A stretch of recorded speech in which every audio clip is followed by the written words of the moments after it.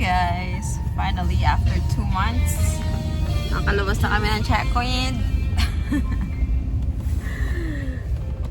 Tapos na ang Pasko, tapos na ang Black Friday, tapos na ang Boxing Day. Yeah, bago mag New Year, makapag Fort St. John. So, samahan na kami. Say hi, Asher! Hi to the vlog. You say hi, Raphael. Hi, Raphael. Ah, shades pa siya. Hi, Daddy. Say hi, Lee. Hello. So, are you guys ready? Yeah! Yeah! Dahil pa siyang and go. Yes. Ready to go. Okay. Shopping na to. Bye-bye. See you later at the room. Look at this. We're here at East Pine. I found something. Yes, I found something, Mommy. Look! It's a moose! Ang laki niyo. Oh, nasa moose. Ooh, Raphael, that's a moose. Bye, moose. That's a big one. Dito yan sa East Pine, sa pagtawid ng bridge. Yeah, that's a big moose, Raphael. Did you see that? Lumabatang yan sila. Kasi maalat yung road. Kakain sila. Kasi. Kain sila kasi. Yeah. Kapabidyo mo ba? Yes. Laki-laki. Laki. Laki. Vlog. I need your phone. I'm video. I'm filming. A few moments later. Malalo ito. May nag-aaway. We're here in Fort St. John now. After 2 hours of driving. Or 1.5. Ayan, may nagpaplaw. Yun. And napakaraming snow sa paligid. Welcome to Narnia once more.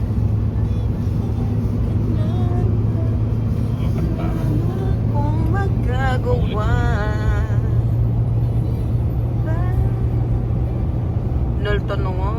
So we did shop at the mall and ate lunch at Asian Fiesta, but before that for an hour we are searching for Asher. OMG, that's a crazy moment, that's why I wasn't able to film. Okay, we're done at Winners. We're done.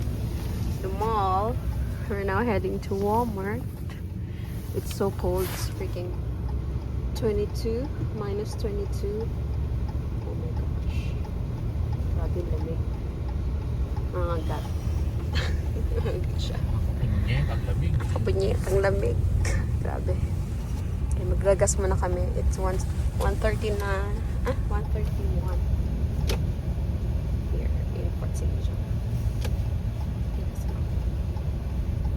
Lamig. Harm. Oh, my dear kami. Hello, dear. Hello.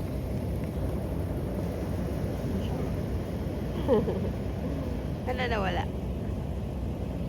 Takot siya sa akin. You know. There's a deer. Hello, dear. Bye-bye, dear.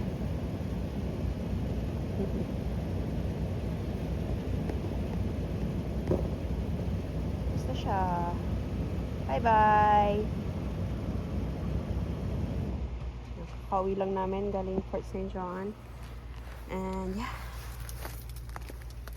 Pagod, malamig ang panahon. Tulog ng bata. So, ayun na nga. Nakauwi na kami. So, short story lang tayo. Short story time. Baka maba to. Well, ayun na nga. Nakauwi naman na kami ng kompleto. Grabe experience na yon. First time na hindi naman first time. Nung bata si Asher na na-lost ko din yun. Pero, yeah, sa mall din, sa SM. SM North? SM. Hindi. SM Novaliches. So, this time, dito naman sa Fort St. John Mall, sa Totem Mall. Actually, kasama kami. Ako and si Asher magka-buddy. And then si Daddy ang responsible kay Raphael. Now, pumunta kami ni Asher sa Ardenne to, for mommy's clothes. So, nag-check ako doon. I told Asher na magpapasok lang ako ng fitting room. And then, nag-fit ako ng ilang clothes. Dalawa lang man, top and bottom. And then, itong headband. Ngayon, paglabas ko ng fitting room, wala si Asher. So, kampante naman ako. Tapos sabi ko, baka pumunta lang kay the Daddy. So, pumunta ako ng Dollarama. Chinek ko sila. Sabi ko kay Daddy, kasama niyo ba si Asher? Sabi niya, hindi, kayo ka magkasama. Ha? Oh my gosh. Isip ko na, matakbo na sa isip ko, OMG, asan si Asher? So, ang daming tao kasi nga, ano mga araw. Well, not that much, pero wala kasing pasok. Winter break, and then, it's Tuesday siya, pero walang mga pasok. So, marami pa rin tao sa mall.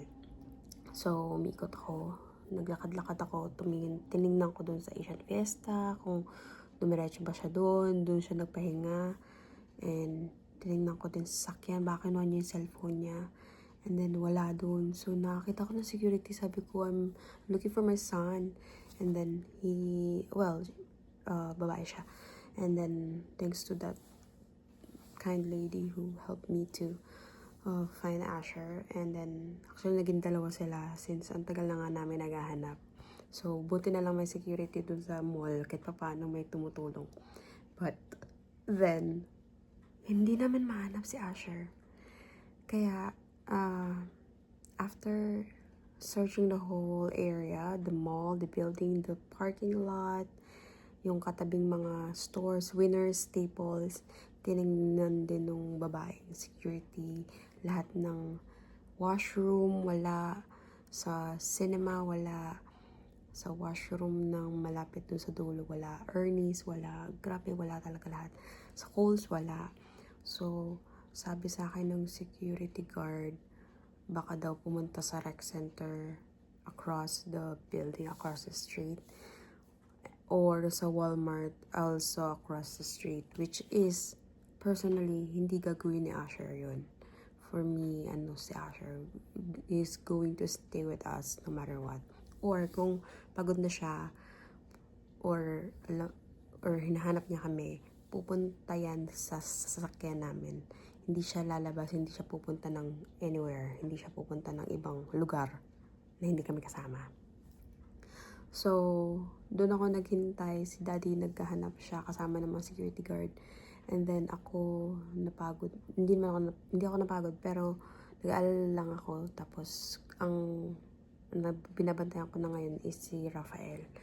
So, doon si Raphael sa kanyang, buti may dala kaming stroller. So, doon lang siya.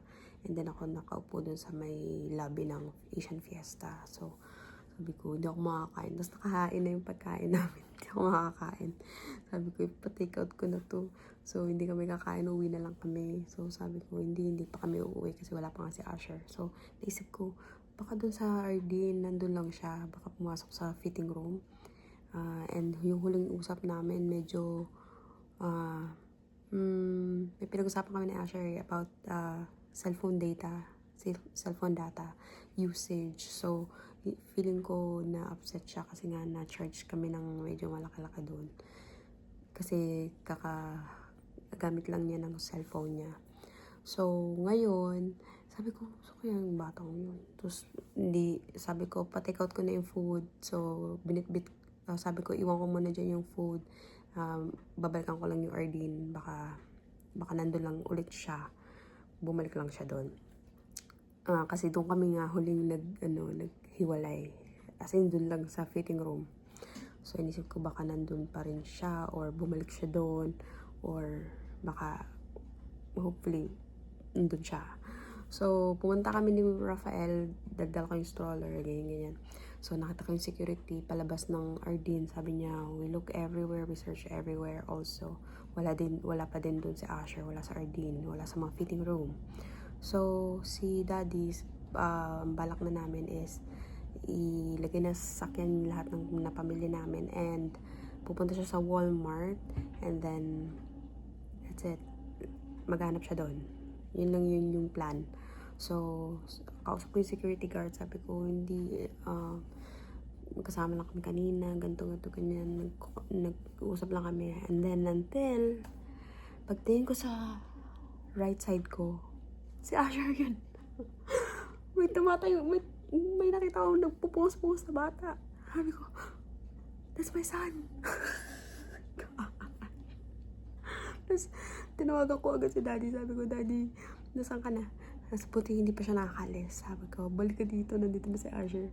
Sabi ko, so, pasalamat ako doon sa security guard. So, finally, nakita na namin si Asher. And, to end this, si Asher is antok na antok. Nakatulog siya. Nakatulog siya doon sa ilalim ng clothing rack. Opo. Batang to, grabe. Ano siya? Puyat. Tapos, wala siya siguro makitang upuan or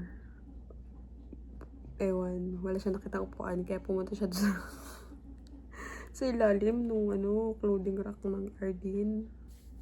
At sa dami ng pwedeng tulugan, bakit doon? Ayun po. So, yun lang ang nangyari sa amin sa mall. So, yun lang. Naubos yung isang oras namin kakahanap sa kanya. And then, well, thankfully pa din kasi nakita namin siya at hindi kami umalis ng mall. Hindi kami umalis doon sa area kasi alam ko, hindi naman talaga lalabas yung anak ko doon. At malamig, -22 sa labas. And, yun na nga. Kwento. Gosh. Kaya kayo ha, ako teenager na yan ha. Teenager na yung anak ko, pero nawawala pa din. Grabe yung kapak ko. Well, may cellphone siya. Kaso, iniwan niya sa sasakyan. Ang galing, di ba?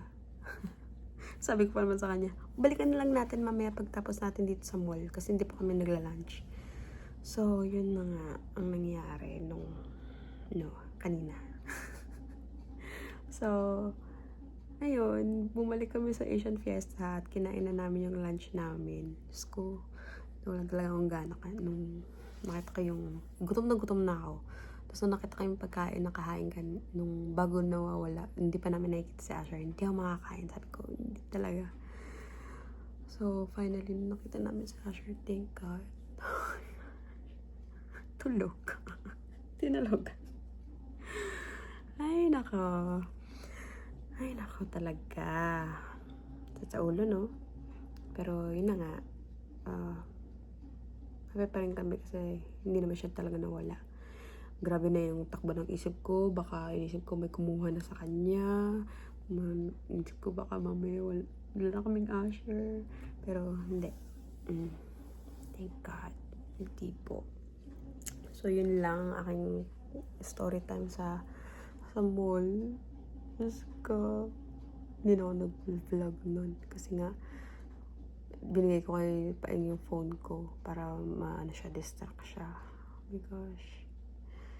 Hallelujah. Kayo din ba, nawala na rin ba kayo ng anak sa mall? Pero nakita niyo naman. Ay, Diyos ko. Malala, no? Ayoko ng ganong feeling. Kaasar. So, para sa aking lesson learning sa araw na to, huwag na mag-fitting room. Mga nanay kayo, isama niyo yung anak niyo. Teenager na yun, Diyos ko po. Asher is teenager, so yeah. Cellphone na lang, cellphone. Communication. Huwag kakalimutan mag-cellphone. Laging dapat may charge. Communication. Kaya pinagsabihan naman si Asher and naintindihan naman niya. Hopefully. Huwag niyo na ulitin yun. Yun lang. And sana natuwa kayo sa natutuwa. Yun lang. Salamat sa pananood. And namiss ko mag-vlog. And hopefully makapag-travel pa kami ulit for 2026. And I'm excited for 2026. Sana makabalik kami ng band, ma-visit namin ang Lake Louise, makapunta kami ng Vancouver, Japan, South Korea, Philippines. I want to travel. Yes. Kaya, magtatrabaho kami. Trabaho tayo para makapag-travel. So, yeah. Thanks for watching, guys. See you next year. See you in 2026. At malamang i-upload ko to na 2026 na. Sobrang busy. Okay, thank you ulit, guys. 2025, thank you so much. And let's all pray for 2026 goodness and happiness and love and SB19 vlogs. Sana magpunta ulit sila dito sa Canada at makapanood ng concert nila. And what else? Sana makavisit ang Philippines, which is medyo malabo. Pero yeah, 2026, please be good to us. Thank you and mabuhay. Thank you for watching, guys. See you on the next one. Bye.